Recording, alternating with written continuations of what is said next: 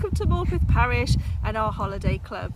My name's Catherine and I'm part of the holiday club team. So this summer we can't do our all singing and dancing holiday club at St Aidan's like we normally do, and I'm really sorry if your summer holiday plans don't look like they thought they were going to be, but instead you can join us online and do holiday club online presented by Morpeth Parish.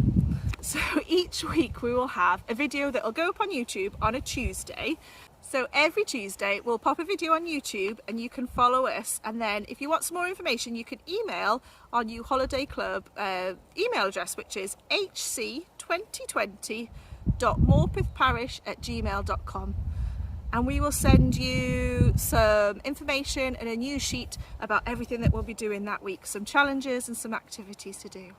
So this 7 weeks are going to be done on the 7 times Jesus said, I am. Now in the Bible we learn lots about Jesus, and he tells us how we can live our life and how we can be kind to each other and how to look after the world. But these 7 weeks we're going to find out about Jesus and who he was. So the 7 I ams start this week with I am, when Jesus said, I am the bread of life. Can I have my bread please, Harrison? Thank you very much. I just crawled under and got it from that. So Jesus said, I am the bread of life. And in John chapter 6 verse 35, Jesus declares, I am the bread of life. Whoever comes to me will never go hungry. Whoever believes in me will never be thirsty. Now this is in the Bible, and if you want to look it up, look for John, and then you need to look at the little numbers down the side and look for chapter 6. And then if you go to the really tiny little numbers, look for verse 35, and you'll be able to read these words. Now if you want to read a little bit more about that, we'll have some more links on the news sheet. But what does I am the bread of life mean? So Jesus tells us if we follow him, we'll never be hungry again. In the Bible, lots of stories use bread as a way to stop you being hungry. Let's have a look at some of those stories. This picture's from the story of the Last Supper, that important meal that we hear about at Easter, when Jesus is getting ready to say goodbye to his disciples. Jesus took a chunk of bread and said a thank you prayer. I will never forget you, he said to his friends, and I don't want you to forget me either. Then he broke the bread in half and passed it around. This is my body, he said. I give it to you, take it and eat it and remember me. Then he took the cup of wine, and he said a thank you prayer for that as well. This is my blood, he said. God will use it to wash away all bad things anyone has ever done. Take it, drink it, and remember me. Then Jesus and his friends sang a goodbye song and walked out together into the night. So that's the important bread. Jesus says, this is my body, remember me. Take it and eat it and remember me. This is another picture of Jesus and his disciples, and it's from the story where Jesus makes the bread and the fish last forever and feed everyone. Can you remember that story? People love to listen to Jesus. One day a big crowd of people waited all day to hear Jesus talk. They were tired and hungry. Jesus turned to the disciples and said, bring food. One of them said, there are only 5 loaves of bread and 2 fishes. Jesus thanked God for the food, passed out the loaves and the fishes, and there was enough to feed everyone, with some to spare too.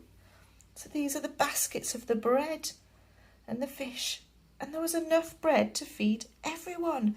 And the disciples and all the people who had gathered were really surprised. But if I eat some bread at lunchtime, it's not going to keep me all going all day and night. If I eat this now for lunch, by bedtime my tummy's going to be rumbling and telling me I'm hungry, because it doesn't last forever. Or rattling like the crickets. But Jesus says that he is the bread of life. The spiritual bread that Jesus is offering us keeps us going for eternal life. Now that's a very long time, a lot longer than this piece of bread can keep me going. So this week, Jesus reminds us, I am the bread of life. I've got some activities to do with bread and dough. So if you have a look at this little activity, you can follow along at home. And I hope you have fun doing some of our activities. Enjoy! Thanks, Harrison. Bye. Okay, so as promised, I'm going to show you a really quick dough recipe. So this is a basic bread dough. So to start, you need 400 grams of flour. I've already weighed and sieved that just for speed today. I don't want to keep you too long.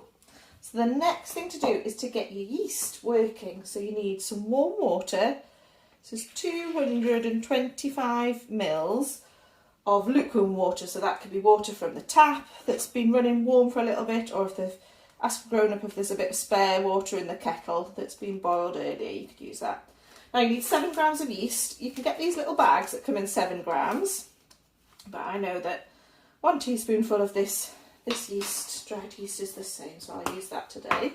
Now to warm this yeast up, you've got the warm water, you need to feed it a bit, so you need a teaspoonful of caster sugar and a teaspoonful of salt, and that's like its food, that's to get the dry yeast working again. Give that a stir. It's going all cloudy, it's waking the yeast up and getting ready to help rise the bread. Now you can just add the water, but we're going to use this dough tonight for our tea. We're going to have some pizzas. So I'm going to add 2 tablespoons this time of olive oil. And that just makes the bread a bit more flexible so you can stretch it out to make the pizza with.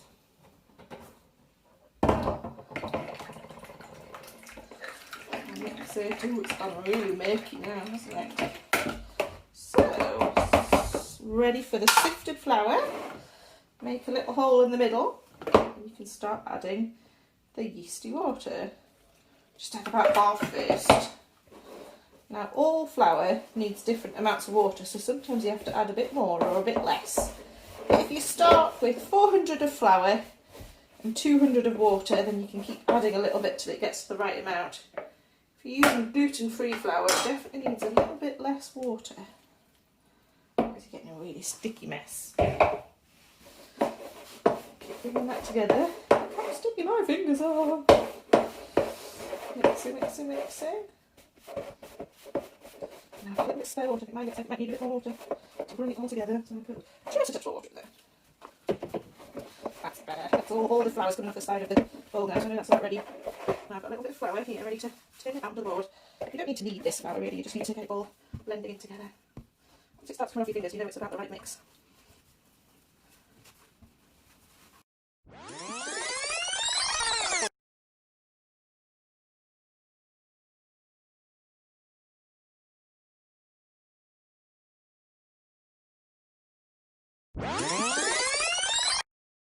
Have a look at the different shapes you can make. So there's our bread all ready. Put it in this bowl, mix the flour so it doesn't stick. It's got a bit of flour in the bottom. Put it in, put a cloth over the top. Sometimes you can put cling film on. And I'm going to put it on the windowsill there. The sunshine will help warm it up. And we'll see what we can make. I'll also put a recipe on for some Play-Doh in case you want to make some dough that you can play with. Enjoy! So the sunshine has done its job and it's warmed up my dough. Can you see that beautiful dough?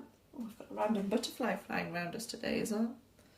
So the dough has doubled in size. Hopefully I put enough flour in and it'll come out. I need a bit of help to get it out. There we go. So I've got lots of lovely air bubbles in it. Oh, there we go. You see our butterflies come to join me. I'll have to get it out the window soon. So you just need to divide this up into whatever size you want to use. We're going to have pizzas for our tea. So I'll make some round pizza, rough round pizza shapes. And that can wait ready for our tea. And then I'm also going to make a pretzel. You might remember at Holiday Club a while back we made pretzels. And the monks used to make pretzels, and it was meant to represent the children folding their arms for the prayers, to remind them to fold their arms. So you need a nice long stretchy bit. So it kind of see it comes back, it's all stretchy now.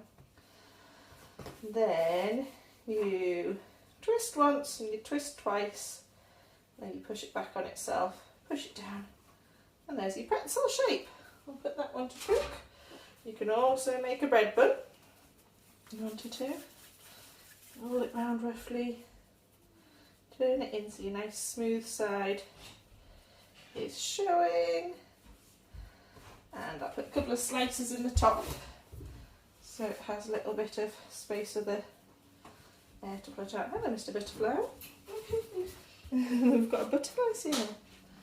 There we go, so that's a little bread bun. So I'll cook these and I'll show you what they look like later. Enjoy! Butterflies over here. So these have had another hour for their second proving, so they've plumped up nicely and they're ready to go in the oven. And I've got the oven nice and hot, 210, so it's quite a hot oven, so ask a grown-up to do it for you and cook them for about 20 minutes. Good luck!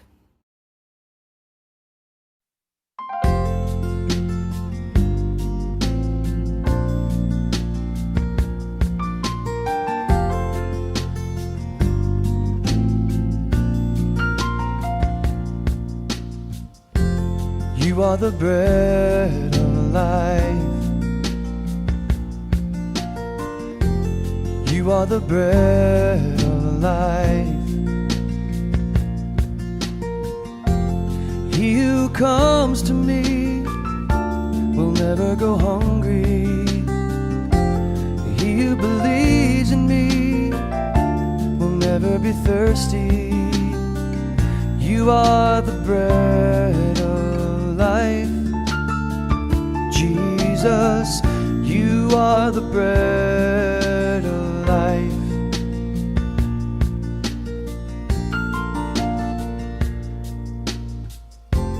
You are the bread of life.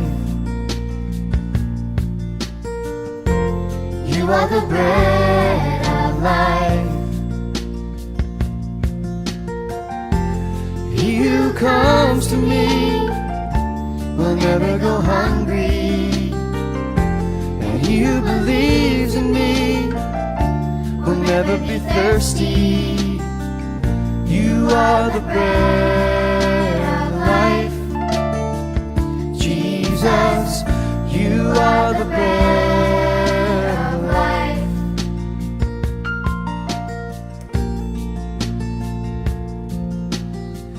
This is my body that was broken. This is my blood that was shed for you. Take it and eat and drink it. Remember me.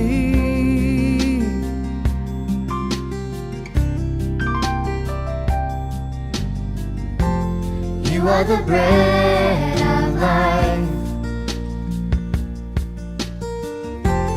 You are the bread of life. He who comes to me will never go hungry, and he who believes in me will never be thirsty. You are the bread of life. Jesus, you are the bread of life.